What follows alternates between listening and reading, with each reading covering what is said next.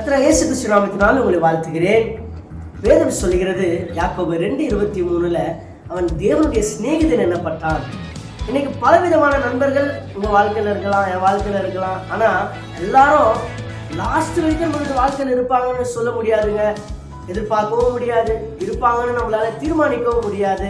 எல்லா சூழ்நிலையும் வருவாங்கன்னு சொல்ல முடியாது, எல்லா விதமான காரியத்திலும் கலந்து கொள்வாங்கன்னு சொல்ல முடியாது. பல நண்பர்கள் உங்களை ஏமாற்றுகிறவர்களா இருப்பாங்க, பல நண்பர்கள் உங்களுக்கு முதுகு பின்பதாக குத்துறவர்களா இருப்பாங்க. ஆனா எல்லாரையும் காட்டிலும் எங்களுக்கு ஒரு பிரதான நண்பர் இருக்கிறார், உங்களுக்கு ஒரு பிரதான நண்பர் இருக்கிறார். அவர் தான் இயேசு கிறிஸ்து.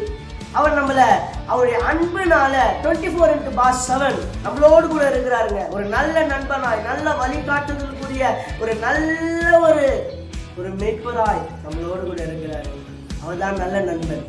என்ன நல்ல சிநேகிதன் என்று அழைக்கிறாருங்க. பாடல் வரிகள் விதமாக சொல்லுகிறது, தேவனின் நண்பன் நான், தேவனின் நண்பன், தேவனின் நண்பன் என்னை அழைக்கிறான். தேவனின் நண்பன் நான், தேவனின் நண்பன், தேவனின் நண்பன் என்னை அழைக்கிறார். அவர் உங்களையும் ஃப்ரெண்டாக அழைக்கிறாருங்க, நண்பனாக அழைக்கிறாருங்க. உங்களுக்கு ஒரு சிநேகிதன் எப்பொழுதும் இருக்கிறாரு, உங்களை நேசிப்பதற்கு, ஆதரிப்பதற்கு, உங்களை அரவணைப்பதற்கு, உங்க கண்ணீரை துடைப்பதற்கு அவர் உங்களுடைய சிநேகிதனா இருக்கிறாரு. இயேசு கிறிஸ்துவின் நாமத்தினால் உங்களை ஆசீர்வதிக்கிறோம். ஆமென்.